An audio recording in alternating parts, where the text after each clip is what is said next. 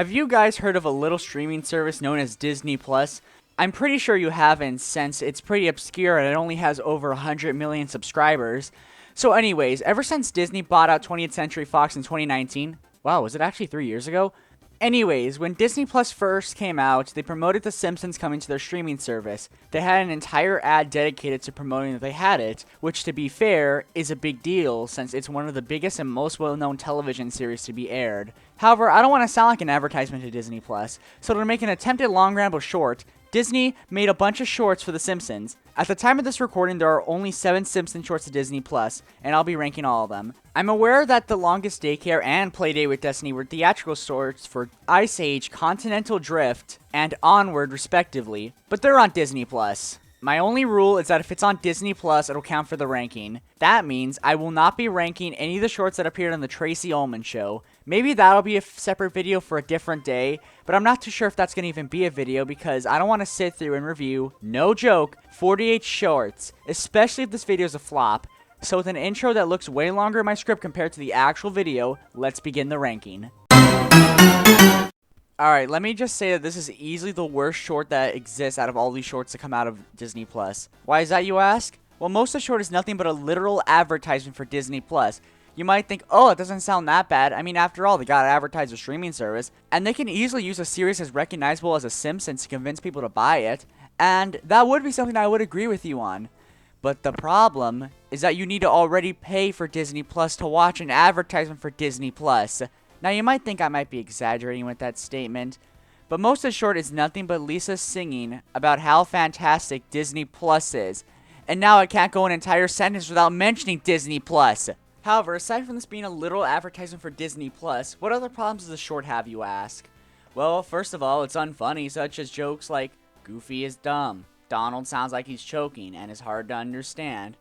And it would be funny if it was a parody of the Disney characters, but since they are the Disney characters, it's just not as funny.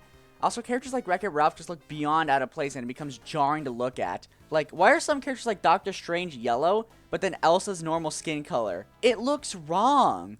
I know this was made to celebrate the 2-year anniversary of Disney Plus, but wow, was this a terrible anniversary special. Oh yeah, before somebody says, Koopa, your profile picture on Twitter is Selma, which automatically means you simp for Selma, and Selma's in the background of the short, so that means you must like this short.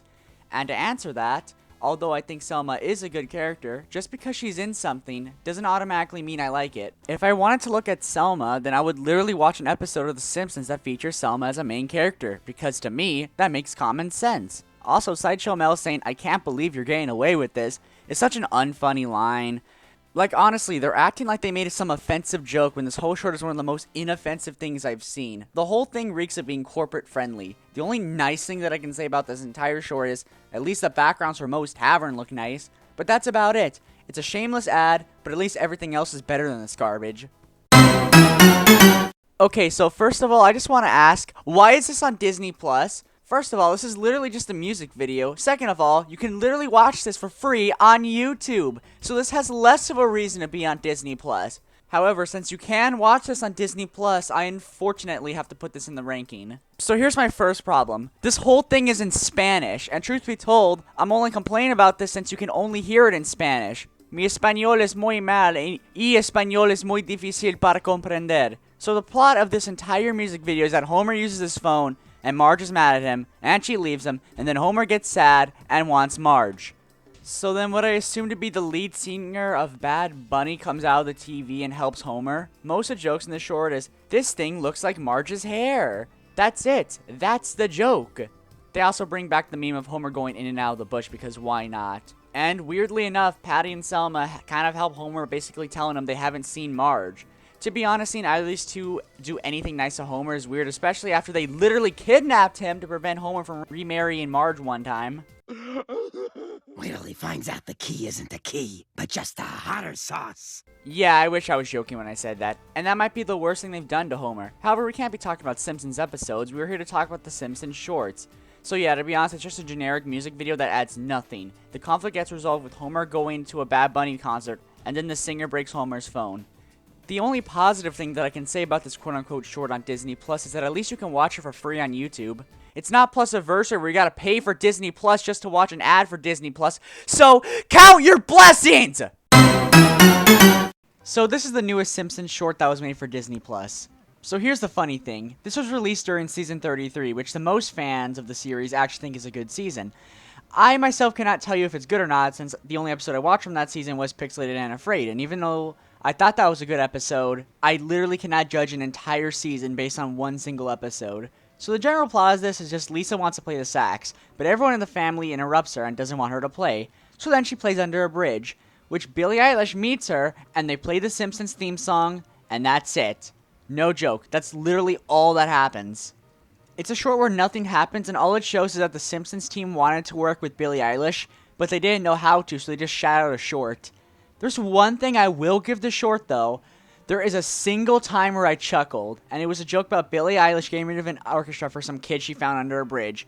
Literally, all the jokes for this are nothing but everyone in the Simpsons family doesn't like Lisa playing the sax, or Billie Eilish sings good.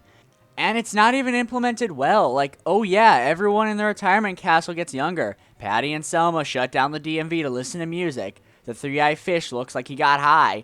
And Homer is bald. That's the joke. Is there anything positive that I can say? Well, it's not insulting to watch. It's better than Lisa Goes Gaga. That's literally all I can say. I'm sorry, but this short just exists. And if season 33 is as good as people are saying it is, then this short will be a stain on that season.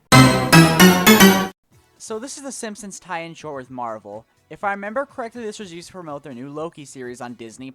However, we're here to talk about the Simpsons and not about Loki, the series. However, we gotta talk about Loki, the character. That's because Loki, the character, is the main character of this short. So the biggest problem with this short is that it's way too quickly paced. Honestly, it just jumps from one scene to another.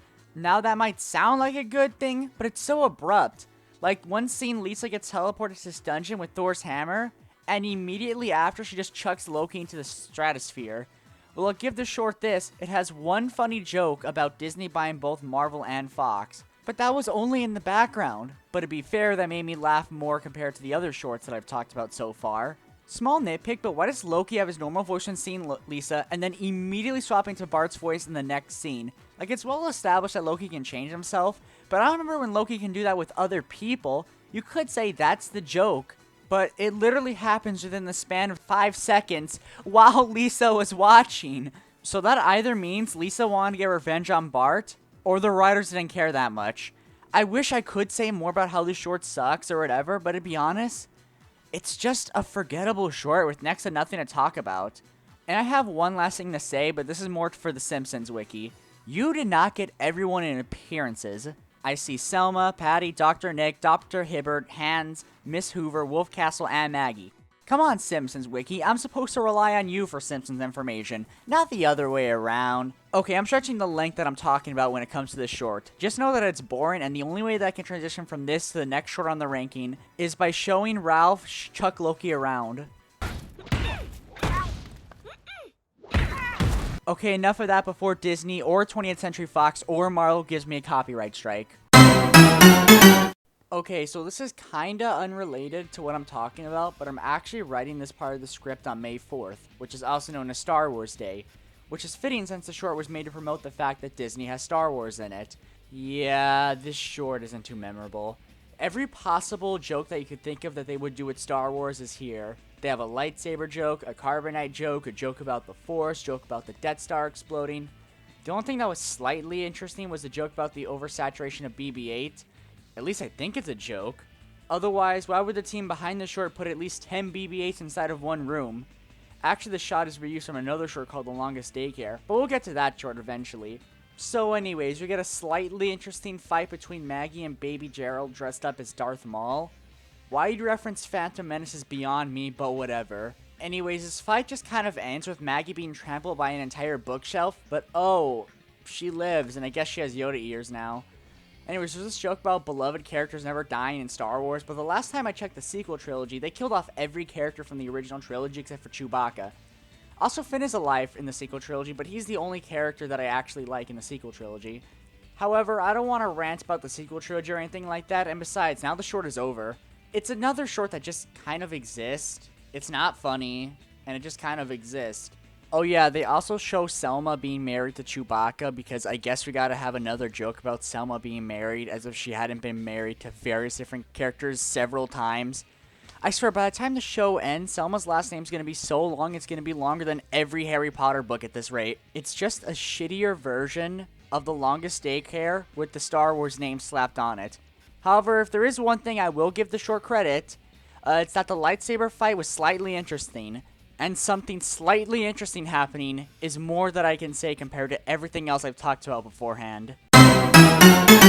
So this is one of the 2 shorts that is available on Disney Plus that premiered in theaters. I'll pay myself by saying this short was used for the Pixar film Onward. This was also the time that somebody who wasn't on the internet very often found out that Disney now owned The Simpsons due to Disney buying out Fox in 2019. However, since this information was one of the most widespread things of 2019, if somebody didn't know Disney bought out Fox, they would be living under the biggest rock in the world at that point. However, I should probably shut up about Disney buying Fox since the opening of the short does a fake out of Mickey's head by using Homer and 2 donuts. And then Homer eats the 2 donuts. It also says Disney welcomes The Simpsons to further show this. But let's stop talking about the intro and actually talk about this short. First, let's start with the positives. The music used for this short is excellent. They really set the mood, and I think it's used really nicely. I also like the pacing of this short. It doesn't feel too dragged out, nor does it feel like it abruptly switches from one scene onto another. The story of Maggie meeting and trying to reunite with this new baby called Hudson is a decent story, and it shows that Maggie an actual motive for the short. So that way, when Maggie meets this new baby named Hudson, it has a decent payoff. The fact that this short keeps the consistency of Maggie not having her bow once she gave it to Hudson is a nice touch, because unlike the Loki short, they actually kept things consistent. Yeah, the Loki voice thing still bothers me. Also, this joke with the looping train was funny. So before I start to complain, here's a little fun fact. This is the only short where Selma makes no appearances at all. I'm only mentioning this since every other short that I reviewed, I mentioned Selma at least once. Anyways, now is the time where I start complaining. Because truth be told, with the exception of that one joke, most of the short isn't very funny. I get that's the point of this short, where it's trying to tell a more emotional story, but when the only other jokes in the short is Homer's a shitty dad and Maggie is depressed, it's just not as funny. It's still a decent short, but there's one short that I think is better than this one. So when it comes to the Simpsons shorts on Disney Plus, this is by far the best one. This is the other Simpsons short to play in actual theaters. However, I already mentioned that at the start of the video. However, what I forgot to mention was that this was nominated at the Annie Awards for the category Best Animated Short Subject. However, it lost to a short created by Disney called Paperman. This starts very similar to The Force Awakens from its snap, but instead of Marge dropping off Maggie to Star Wars camp, Maggie actually gets to go to the daycare. So anyways, this short has no dialogue at all. It's only music, but it uses its music very well. The music fits whatever the tone is at the moment. If it has dramatic music when it wants to be dramatic, it has calming music when the tone calms down, and the whole short uses music well. Now you might be wondering why I don't mention the music when I talked about the Star Wars one, and simply put, it's because the music in that one is pretty forgettable. It's a cute little adventure where Maggie is trying to get this caterpillar to hatch from its cocoon while running away from baby Gerald since he wants every butterfly squashed to death with his hammer. It doesn't overstay its welcome. It doesn't end too abruptly. It's the actual right length for a short. They even got a few funny jokes in there. Like there's this joke about a baby eating paste, a joke about gifted kids, and a joke about a butterfly being smashed by a window. Okay, that last one isn't a joke, but I chuckled at it, and I feel like a jerk for doing that. But don't worry, the butterfly was swapped with Maggie's bow, and the butterfly ends up alright by the end of the short. Oh yeah, since I have to mention her name every single time I talk about these shorts, Selma makes a 2-second cameo at the opening of the short. This was honestly a good short, and to be honest, I think it deserved the nomination that it got. Sucks, no pun intended, that it didn't win, but maybe if I saw the short that actually won the award, I would change my mind. So what did I learn from this, you ask? Well, truth be told, literally all these shorts suck with the exception of 2 of them. And the 2 shorts that I didn't hate were the only 2 that were released in theaters. I also learned that Maggie-centric shorts are way better than the shorts that Maggie isn't the main character. Going into this, I thought all these shorts would suck, and I was mostly right, but I was surprised when there was actual good shorts in the mix of the mediocre. Honestly, with the exception of Playdate with Destiny and The Longest Daycare, I recommend you just ignore these, or watch something else on Disney+, or watch an actual Simpsons episode. By the way, yeah, I'm totally not obsessed with Selma or anything. Yeah, no. What was I talking about again? Oh, right. Skip these shorts. They're not worth your time. However, Disney's still probably going to make 10 more of these things, and they're all probably just going to be as bad. So at least I reviewed all the shorts on Disney Plus before we got to the double digits. Thank you guys for watching, and hopefully it will not take another 2 weeks for me to upload something on this channel again.